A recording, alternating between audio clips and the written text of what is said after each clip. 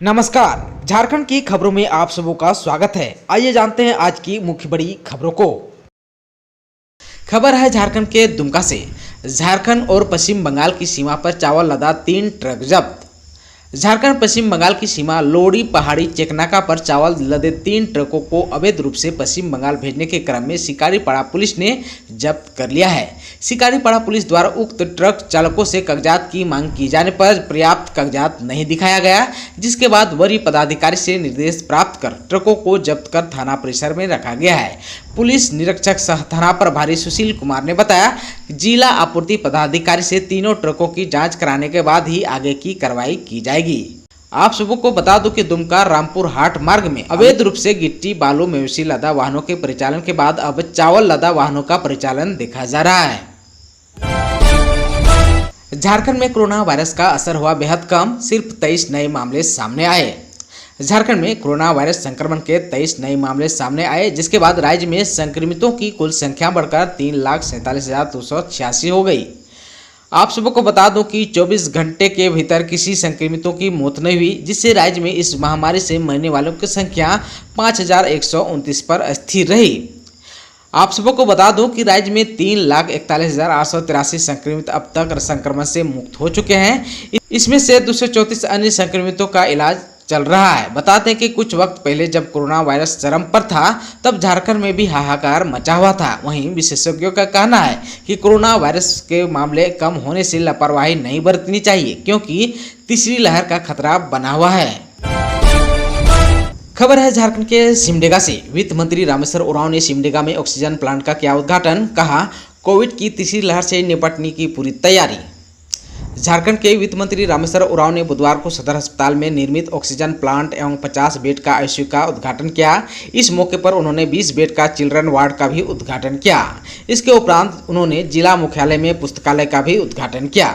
उद्घाटन के बाद वित्त मंत्री ने कहा कि कोविड की तीसरी लहर को लेकर सरकार पूरी तरह तैयार है। अस्पताल में बुनियादी सुविधाएं दुरुस्त की गई है। इसी कड़ी में ऑक्सीजन प्लांट की भी स्थापना की गई है।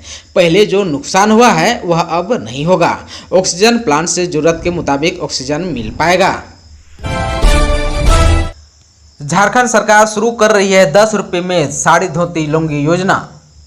डॉक्टर रामेश्वर उरांव ने कहा कि साधन सीमित है, लेकिन जरूरत अपार है। उन्होंने कहा कि 15 से 20 दिनों के अंदर सरकार सभी को 10 रुपये में वस्त्र देने के लिए साड़ी धोती लुंगी योजना लागू करने जा रही है। किसानों को समर्थन मूल्य देने के लिए नाबार्ड से 500 करोड़ रुपए कर्ज भी ले रहे हैं, ताकि झारखंड के लोगों को खाना, कपड़ा, आवास, किसानों को एमएसपी, पेंशन और राशन मुहैया करा सके। सदस्यता अभियान की चर्चा करते हुए उरांव ने कहा कि गांधी जी के समय से ही चंदा लेकर कांग्रेस का सदस्य बनाए जाने की परंपरा रही है। आज भी यह परंपरा कायम है। कांग्रेस पार्टी का सदस्य बनने के लिए 5 रुपये की सहयोग राशि की जरूरत होती है। मौके पर प्रदेश कांग्रेस सदस्यता प्रभारी आलोक कुमार दुबे ने कहा कि राज्य में 15 लाख सदस्य बनाने का लक्ष्य पार्टी ने निर्धारित किया है। मौके पर विधायक भूषण बाड़ा ने कहा कि सिमडेगा जिला मुख्य रूप से कृषि पर निर्भर है। क्षेत्र में कोल्ड स्टोरेज बनने से यहाँ के लोगों को बड़ा फायदा होगा। झारखंड के कांग्रेस अध्यक्ष रामेश्वर उरांव बोले, अब वास्तविकता में हो रहा है विकास। झारखंड प्रदेश कांग्रेस कमेटी के अध्यक्ष डॉक्टर रामेश्वर उरांव ने कहा कि प्रदेश में झामुमो कांग्रेस राजद की गठबंधन सरकार वास्तव में विकास कर रही है। भाजपा की ओर से भले ही सबका साथ सबका विकास का दावा किया जाता है, लेकिन यह मात्र कहने भर का है। असली विकास का काम कांग्रेस गठबंधन सरकार कर रही है। राज्य में स्कूल जाने वाले हर बच्चे को साइकिल और किताब उपलब्ध कराया जाएगा। उन्होंने कहा कि झारखंड में निवेश तभी आकर्षित होगा जब यहाँ मूलभूत सुविधा उपलब्ध हो, सड़क, बिजली और पानी की समुचित व्यवस्था हो। भाजपा शासनकाल में 900 करोड़ रुपए सिर्फ मेला लगाने में खर्च कर दिया गया था। झारखंड सरकार गिराने के मामले में 3 आरोपियों को रिमांड पर लेगी रांची पुलिस। सीजेएम कोर्ट में दिए हैं आवेदन, सुनवाई के बाद लिया जाएगा फैसला। झारखंड सरकार को अस्थिर करने की साजिश रचने वाले को रिमांड पर लेगी रांची पुलिस। मामले में गिरफ्तार अभिषेक दुबे, अमित सिंह और निवारण प्रसाद महतो तीनों अभियुक्तों को पूछताछ के लिए 3 दिनों की रिमांड दिए जाने की इजाजत मांगी है।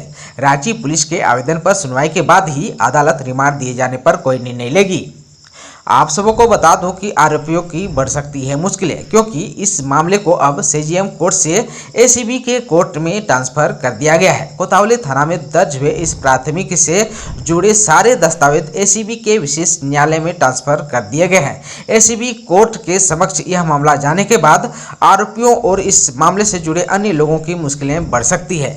आप सबों को बता दूं कि 22 जुलाई को रांची के कोतवाली थाने में 3 लोगों के खिलाफ प्राथमिकी दर्ज की गई थी।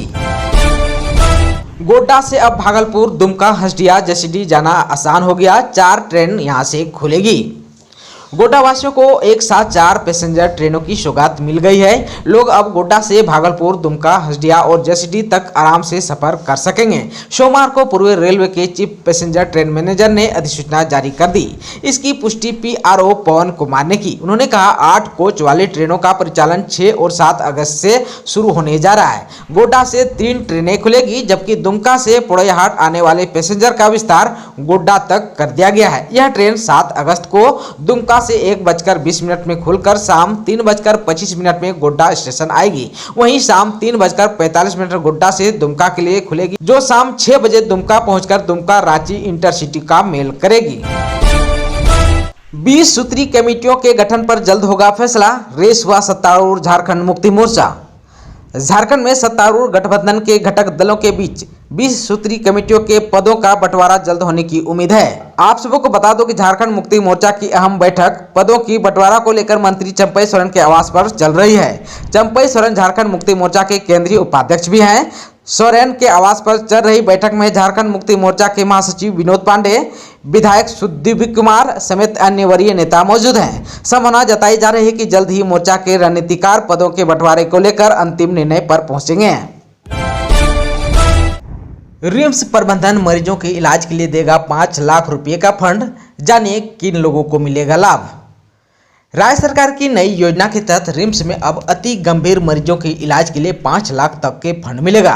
वैसे आर्थिक रूप से कमजोर मरीजों को लाभ मिलेगा जिनके पास आयुष्मान कार्ड, गुलाबी या पीला राशन कार्ड उपलब्ध नहीं है। स्वास्थ्य मंत्री बन्ना गुप्ता ने इसकी जानकारी देते हुए बताया कि जिनके पास योजना कार्ड नहीं है वैसे विशेष मरीजों को रिम्स के तरफ से इलाज के लिए जरूरत की राशि उपलब्ध कराई जाएगी।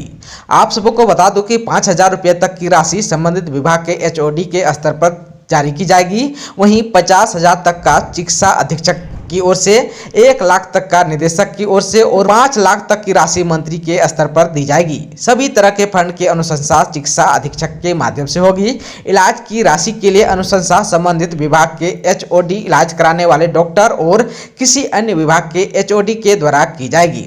आप सबों को बता दूं कि इससे पहले स्वास्थ्य मंत्री बन्ना गुप्ता रिम्स निदेशक और अधीक्षक के साथ बैठकर इस पर निर्णय लिया है। मौसम विज्ञान के आधार पर 4 से 7 अगस्त के दौरान राज्य के ज्यादातर हिस्से में मेघ गर्जन के साथ बारिश की संभावना जताई है। इस दौरान 6 अगस्त को झारखंड के उत्तर पूर्वी हिस्से में भारी बारिश की भी संभावना जताई गई है। धनबाद, जामताड़ा, देवघर, दुमका, गोड्डा, पाकुड़ और साहिबगंज जिले उत्तर पूर्वी झारखंड का हिस्सा है। इन जिलों में 6 अगस्त को तेज बारिश के आसार हैं। मेघ गर्जन के साथ बारिश और वज्रपात की भी संभावना है।